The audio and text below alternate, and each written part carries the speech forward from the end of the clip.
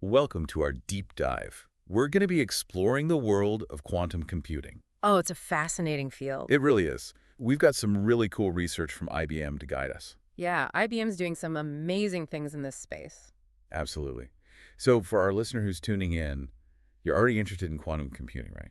Right. And our mission today is not to turn you into a quantum physicist overnight, Definitely not. but to give you a solid grasp of the core concepts. The what and the why. Yeah, exactly. Why this matters. Even if you're not a tech expert. Even if, we'll see how quantum computers are fundamentally different from the computers we use every day. They're really a different beast altogether. Like, they're not just faster, they're doing something completely different. Yeah, it's a whole new way of thinking about computation. And they can potentially solve problems that would take our regular computers thousands of years, maybe even millions, Maybe even longer. in just minutes. It's mind-blowing stuff. It is. And we'll also touch on how this technology could revolutionize everything.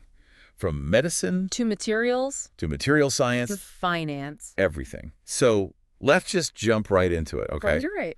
What exactly is quantum computing? What are we even talking about? Well, quantum computing, it's a new type of computing Okay. that harnesses Okay. the power of quantum mechanics, Quantum mechanics. which it studies the behavior of matter at the subatomic level. Okay. So like the really tiny It's stuff, just super, super tiny stuff. like atoms and photons. So our everyday computers, they use bits, right? Yeah. Zeros and ones, Oh, and they crunch numbers, do calculations. yeah, But quantum computers, they use something different they do. called qubits. Qubits, yeah. Qubit. And what's so special about qubits is that they can be both a 0 and a 1 And at the same time. at the same time. How is that even possible? It's thanks to this crazy concept called superposition. Superposition.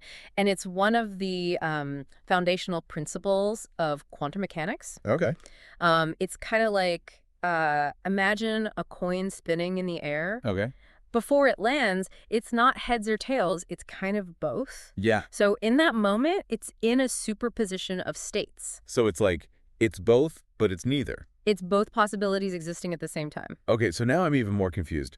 How does that make quantum computers so much more powerful than our regular computers? Okay, well, because a qubit can be both 0 and 1 at the same time, that means a quantum computer Okay. can explore tons of possibilities. All at once. Yeah, simultaneously. So it's like it has massive parallel processing power. So it's not that it's faster, it's more like it's doing way more things at the same time? Yeah, like think about trying to find the exit in a giant maze. Okay. A classical computer would have to try each path one by one until it found the way out. Right, like trial and error. Exactly, but a quantum computer could, like, explore all the paths at the same time. So it's not trial and error, it's like seeing the whole maze. Yeah, kind of like having a bird's eye view of the entire maze. Okay, that makes sense. And that makes it way faster at finding solutions. That's pretty wild. So, okay, you mentioned that we need to grasp a few key principles from quantum mechanics to really get how this all works. Yeah, absolutely. So we've talked about superposition. Superposition, yeah. But what are some other key concepts that we need to wrap our heads around? Well, there's another one that's, it's even stranger than superposition. Okay, hit me with it. What's this even stranger concept? It's called entanglement. Entanglement. Okay. Entanglement, and it's like, okay, imagine you have two coins, Okay. and they're, like, magically linked. Magically linked. Okay. When you flip them, Yeah. they always land on the same side. Okay. Even if one coin is here and the Yeah. other one is, like, on Mars. On Mars. Okay. Yeah, it's crazy. Wow. It's like, So knowing the state of one coin instantly tells you the state of the other coin. yeah, no matter how far apart they are, That's wild. it is wild. And that's entanglement. Okay, and so this entanglement, it plays a big role in quantum computing. It's a key part of how they can do these insane calculations. Okay, but there's got to be a catch, right? Nothing is this easy. Well, there is a catch, and it's a big one. Okay, what is it? It's called decoherence. Decoherence. Okay. Decoherence. And you see, qubits, they're super sensitive. Okay. It's like they're trying to balance on a tightrope, like Yes. constantly. And any little disturbance from their environment can knock them off. Oh, no. And they lose their quantum properties, you know? So it's like they forget they're a qubit. Yeah, they basically become just an ordinary bit. Okay, that's a problem. It's a big problem. So how do they even build these things Yeah, so scientists are working really, really hard. to, like, protect these qubits? Yeah, to create stable environments for them, like... Keep them away from everything. Yeah, they have to be super cold. Oh, wow. And shielded from, like, any kind of outside interference. So this is a massive engineering challenge. It's a huge engineering challenge, definitely. Okay, and there's another principle you mentioned, right? Oh, yes. Interference. What was that all about? So interference Yeah. is kind of like, think of noise-canceling headphones. Okay, yeah. They use interference to block out unwanted sound waves. Right. Well, in quantum computing, Yeah. the probabilities of different outcomes can interfere with each other. Okay. It makes some outcomes more likely and others less likely. So it's kind of like manipulating the odds. In a way, yeah, and it's a key part of how quantum algorithms work. So we're not just exploring all the possibilities. Right. We're actually controlling which possibilities are more likely to happen. Exactly. Okay, so getting down to brass tacks, what are these qubits actually made of? That's where things get really interesting. Okay, lay it on me. There are different types of qubits. Different, Yeah, and they're all being researched, and they each have their own, like, strengths and weaknesses. yeah, strengths and weaknesses. Okay. Some qubits are made using superconducting circuits, Okay. which need to be kept super cold, Like how cold? like close to absolute zero. Oh, wow. Then you've got trapped ion qubits. Trapped ion qubits. Yes, these are like single atoms Single out. suspended in a magnetic field. So we're talking like the tiniest things imaginable. It's really incredible. That's wild. And then there are even qubits that use photons. Photons, like light. Yeah, particles of light. Wow. Isn't that amazing? That sounds incredibly difficult. It's very challenging, but researchers are figuring out how to like manipulate and control these particles. Wow. And so choosing the right qubit, it depends on what you're trying to do. Absolutely. It depends on the specific application. Okay, so I'm curious about the bigger picture here. How do these quantum computers actually stack up Yeah. against the computers we use every day? Ooh, that's a great question. What are the key differences? It really comes down to what they're good at, you know? Okay. Classical computers, they're Mhm. like marathon runners. Okay. They're great for everyday tasks, processing data step by step. Okay. Quantum computers, Yeah. more like sprinters, Okay. they're built for very specific, complex problems. Got it. They solve them with incredible speed and efficiency. So they're not going to replace our laptops and smartphones. Yeah, It's more like a specialized tool exactly. for problems that would take forever on a regular computer. Yeah, exactly. We're talking about expanding our computing power, Okay. not replacing what we have. Got it. So now I'm dying to know. Yeah. What kind of applications are we talking about? The applications are what's really exciting. Yeah. This technology could really change the world. I'm ready. Let's hear it. All right, let's start with medicine. Okay. Imagine being able to design new drugs and therapies, Yeah. but with incredible precision, like simulating how molecules interact. At the atomic level? Yeah. Okay. That's wild. So instead of spending years and tons of money on experiments, Right. you could use a quantum computer Okay. to test out tons of possibilities virtually, And that would be so much faster. way faster. We're talking a fraction of the time. So this could lead to faster breakthroughs Absolutely. for diseases we can't even treat right now. Exactly. Wow, that's a game changer. It really is. And beyond medicine, Yeah. we can use this molecular modeling for other things too, Okay, like what? like chemistry. Chemistry. Okay. It could really disrupt the field. In what way? Quantum computers can help us develop new materials, Like what kind of materials? new catalysts. Catalysts. Okay. And we could develop them so efficiently. So, remind me, what's a catalyst again? It's a substance that speeds up a chemical reaction. Okay. Like, you know those little packets in shoe boxes? Yeah, to absorb moisture. Yeah, that's a desiccant. Okay. That's a type of catalyst. Oh, okay, got it. Catalysts are used in tons of industries, like making plastics, Okay. producing fertilizers. Well. They help reactions happen faster and more efficiently. So we could design even better catalysts Exactly. using quantum computers. Yeah, so we could have more effective and eco-friendly options. Like super efficient solar panels. Exactly. Batteries that last for days. I imagine that. Catalysts that clean up pollution. Oh, yeah.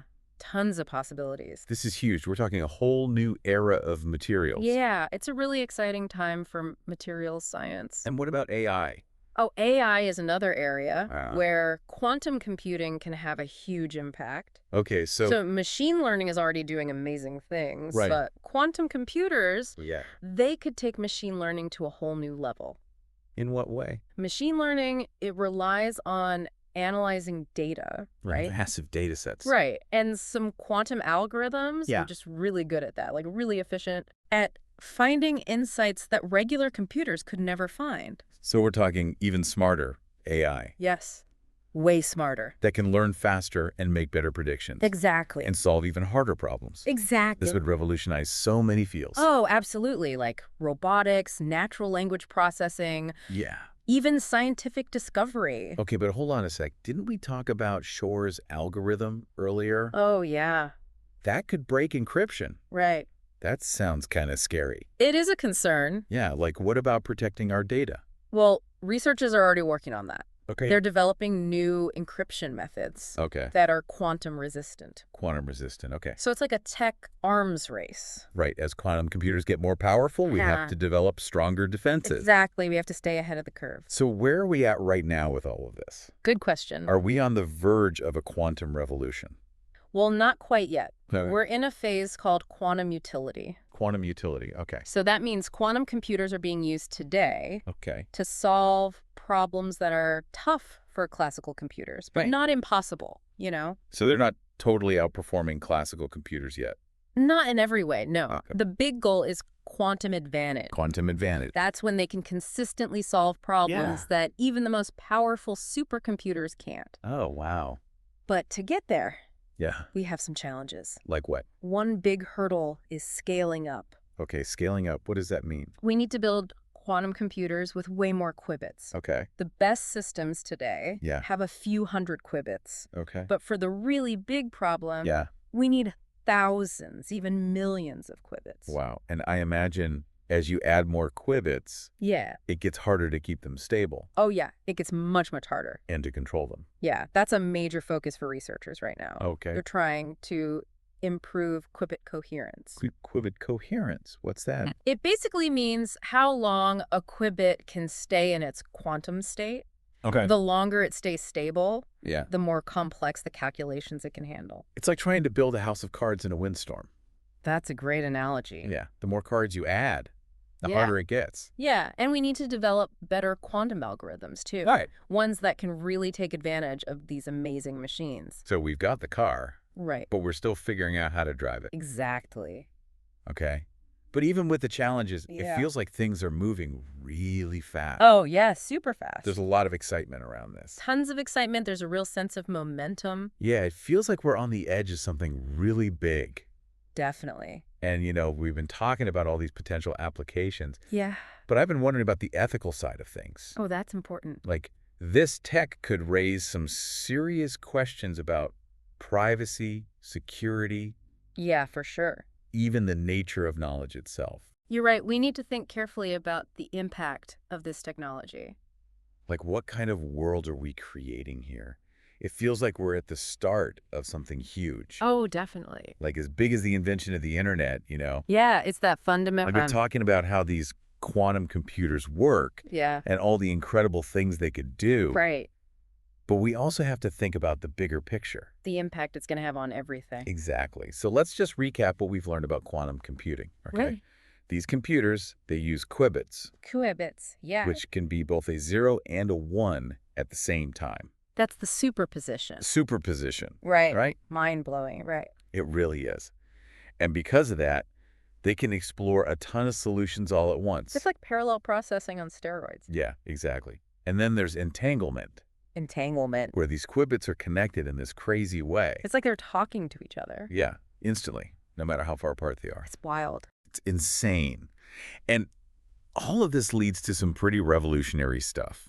Oh, yeah. We talked about how it could change medicine, material science, AI, cybersecurity. The potential is really limitless. It is. It's mind-boggling. Yeah. So for our listener, if you're feeling a little overwhelmed right now, yeah, I totally get it. It's a lot to absorb. It really is. But if you could take away just one thing from this whole deep dive, what would it be? I think the biggest takeaway is that quantum computing is here. It's not sci-fi anymore. It's real. It's happening now. And even if you're not a scientist, even if you don't understand all the nitty-gritty details, just knowing the basics. The basic concepts. Yeah, and how this could impact our world. Absolutely. That's becoming more and more important. And it's going to affect all of us. It really is. So now that our listener has had this little taste of the quantum world, Yeah. what's something they could think about on their own? That's a good question. To kind of explore this further. Well, I would say think about what really sparked your interest today. Okay. What excited you the most about quantum computing? Yeah, what got you fired up? Was it the medical discoveries? Yeah. The new materials? The smarter AI? Yeah, or something else entirely. Yeah, because there's so many different angles to this. There really are. And once you find that thing that really grabs you, Yeah. that's your entry point. That's your way in. You can start digging deeper from there. Absolutely. And if you're looking for resources, I'd recommend the IBM Quantum website. Oh, yeah, that's a great one. And also Qiskit. Qiskit is fantastic. It's an open source platform. Yeah, so you can actually start experimenting with quantum computing yourself. You don't have to be a scientist to play around with it. Exactly. The tools are out there. They are, so go explore. The quantum world is full of surprises. It really is, so stay curious, folks. A huge thank you to you. Oh, thank you. For sharing your expertise with us today. It's been a pleasure. And for guiding us through this incredible journey into the world of quantum computing. Happy to do it. And to our listener, thank you for joining us on this deep dive. We hope you enjoyed it. Until next time, stay curious.